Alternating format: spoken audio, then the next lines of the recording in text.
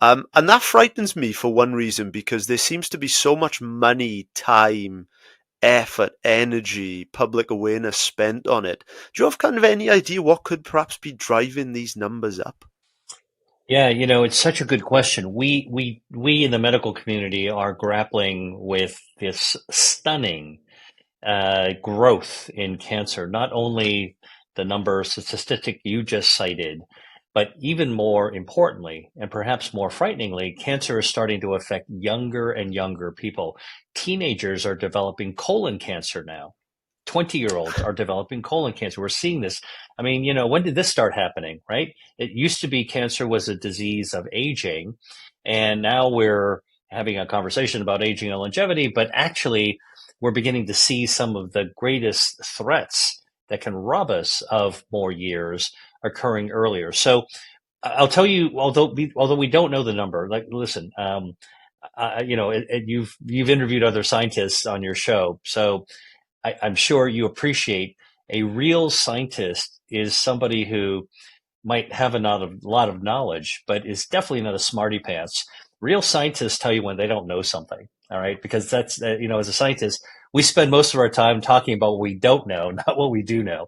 So I want to address your question by saying we don't really understand what's driving this expansion of cancer and the decrease in the age that we're actually beginning to see it. However, there are lots of speculations that are probably most of them are probably have some are probably correct in their own way. All right, so it's not one cause, but number one, we are living longer as a community. So as you get older, you just get more at risk for diseases that take out older people, which includes cancer. So that's one easy explanation, but that's not the most satisfying or likely one.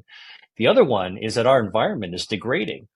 Okay. And if you really think about it, the ozone layer is degrading, our soil is degrading. This is something I'm working on now. A lot of people don't realize this, but the earth that we walk on is not the earth that, two or three our great grandparents walked on. The soil's been depleted. It's got toxins in the soil.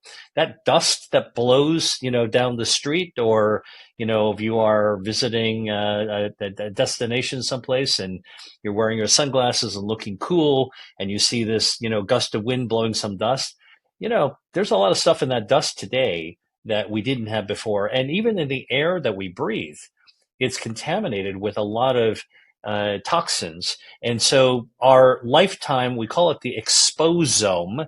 You've heard of the human genome. Well, there's the human exposome, which is the net sum of all the things that we're exposed to over the course of our modern lives, probably contributes to this tendency in our body to form more cancers. Now, there's some other internal things that are probably going on as well. Um, you probably have heard, anybody listening to this, that the gut microbiome, our healthy gut bacteria, one of the most important health defenses in our body, our gut bacteria, healthy bacteria, 39 trillion of these, mostly living in the last third of our gut, the colon. All right. Um, when they are properly functioning, they're like a really healthy, vibrant community, like a neighborhood. All right. And what they do as a helpful community to our health, they lower inflammation, they improve our metabolism, they help us fight excess body fat, they improve our immune system, which can defend against cancer, and they also can help cut off the blood supply that could feed cancers as well. On top of that, our gut bacteria, when they're doing well, text message our brain, they SMS our brain, they WhatsApp our brain, and they prompt our brain cells to release neurotransmitters. These are hormones from our brain, including social hormones that give us a sense of well-being. All right. And when we impact our gut microbiome, how do you actually destroy your gut microbiome? Well, you eat ultra processed foods, which we know is a big problem in modern age. Artificial sweeteners have now been identified and implicated in destroying your gut microbiome. Thickeners that you would have in low fat foods impact negatively your gut microbiome. When you do that over time, you know, uh, even when food manufacturers, for example, are well-meaning to kind of create something tasty and inexpensive and widely available, we've been doing this for decades. All right, and hey, that's part of our internal exposome we have subjected our body to, and when our gut bacteria are negatively impacted, man, did that set us up for diseases like cancer because inflammation goes up, our protective immunity goes down, our metabolism goes out of whack, we start growing extra harmful inflammatory body fat.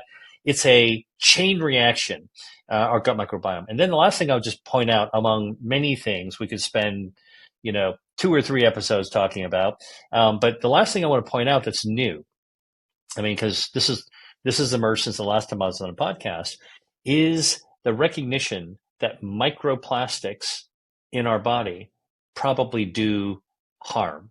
Now, what is a microplastic? These are tiny little plastic particles that are in our food. You know that plastic food container you buy from the grocery store, and you put it in the microwave, or you put it in the oven, or you shake something out of a plastic bag. Hey, that plastic has rained onto the food, and you're eating it. That water bottle, you're going to a beach for the summertime or going to an island, it is hot, man, and you want to stay hydrated, which is important for health. So you go and get a bottle of water, right? And you drink that water, that bottle is shedding microplastics. Or even a cup of tea, right? A proper cup of tea. Whether it's a breakfast tea or whether it's an afternoon, you take your afternoon tea. Tea bags are, even the ones that look like they're paper, are sprayed with a tiny layer of plastic to prevent the paper from ripping, just to give them a little more strength. And in hot water, that plastic sheds into the hot water and you're drinking it. So how much plastic are we actually drinking or consuming through our food? It's estimated that every single week, Monday through Sunday, we are eating a credit card's worth of microplastic in our body. And we can find plastic now that we're looking for it and we're onto it. We're finding microplastic floating in our blood. We are finding microplastic in the lining of our blood vessels. In fact, there was one study that came out of Italy late last year, that showed in people who had plastic stuck in the plaques, in the clogging areas of their blood vessels, compared to people who didn't have plastic stuck in their narrowing, the plaques, okay? That if you had plastic in there, you had a fourfold increase, 1, 2, 3, 4, increase in the risk of fatal heart attack or stroke, all right? It's a correlation, but a powerful one. We're also finding microplastic in the human brain. So much plastic that if you were to actually measure someone's brain on a scale, the kind of scale you would use in a lab, all right? You can actually measure somebody who hasn't been exposed to plastic versus somebody who's had a lifetime of plastic.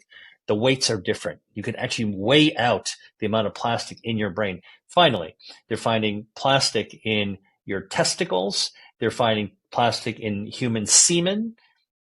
Squirt. Now you look inside, there's plastic in there. And they're even finding urologists who are treating erectile dysfunction.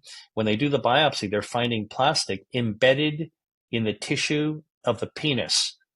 All right. So I've made my case, I think, that this is something that we need to pay attention to. And plastic causes inflammation, which then sets us at risk for developing all kinds of chronic diseases, including cancer. So these are probably just some of the many factors that actually are descending upon us.